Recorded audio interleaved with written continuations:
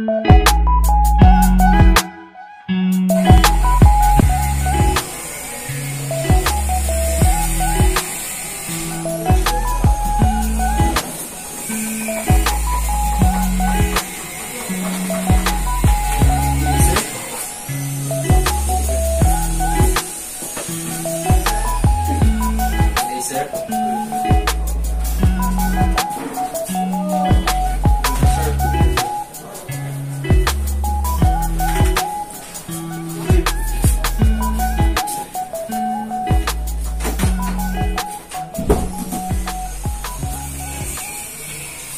good day everyone.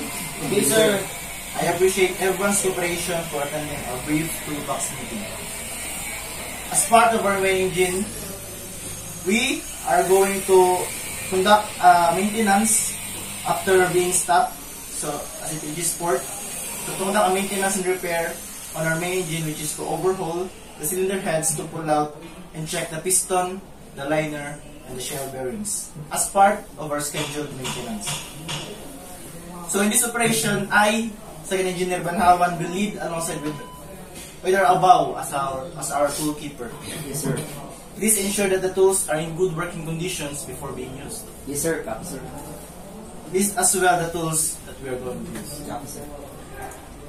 So as we all know, and a friendly reminder, we must ensure that we are wearing a proper protective equipment, such as the coverall, the safety shoes, gloves, and etc. We should identify first if the environment is safe by checking the temperature of the engine, the nearby machines, and atmosphere. So, Fourth Engineer Ando, help me with using the chain block in order to carry the heavy parts. So, Third Engineer Andales and Peter Anong, Yes, sir. you are tasked to assist me with major overhauling procedures. Yes, sir. So, Third Engineer, Yes. please check the parts that needs to be repaired or replaced. Yes, sir. So teamwork is very important in order to attain our goal. Make sure to seek the advice of your superiors if you are not sure of what you're going to do. So does anyone have questions? And so far, sir. And sir.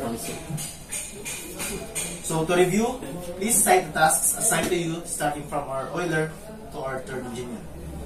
Okay, good day everyone. I'm Albaw and I'll be the toolkeeper in this maintenance operation, and I'll prepare the equipment and tools that we're going to use and list them all. And I'm Fatel Anong, and I will assess the overhaul operations alongside with the engineer, sir. Okay, I'm a fourth engineer Ando. So I'm assigned with the chain block operation to carry the heavy parts. Good day, I'm third engineer Andales.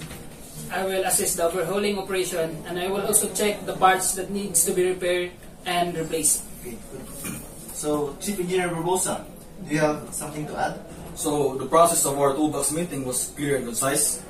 To ensure the efficiency of our main engine, it's very important as engineers to do our scheduled maintenance. Like Second Engineer Banhawan said, wear the proper protective equipment and perform the operation with caution and risk assessment. Check first if the engine has already cooled down before everything else, and always follow the order of your commander. Toolkeeper Albaw, make sure to track the tools used and their safety. Check the parts needed to be repaired or replaced and list them. Teamwork is very crucial for a successful operation. Seek the advice of your superiors and do not proceed if you're unsure of what to do. Yes, But before everything else, pray first for a safety operation. That is all, and thank you. Thank you, sir. So you heard it right, everyone? Yes, sir. So that's meeting dismissed to the engine room. Yes, sir. Yes, sir. Let's go!